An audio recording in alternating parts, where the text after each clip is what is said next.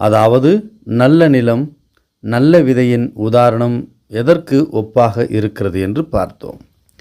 தேவன் ஒருபோதும் நம்முடைய திராணனுக்கு மேலாக சோதிக்க மாட்டார்.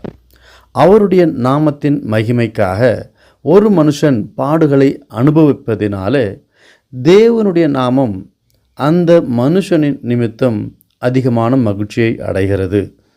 தேவனுக்காக, அவரின் நாமத்திற்காக நாம் படும் பாடுகள் ஒரு நாளும் வீணாகிறதில்லை.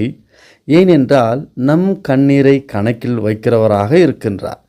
தேவனை அறிகிற அறிவு என்றால் என்ன?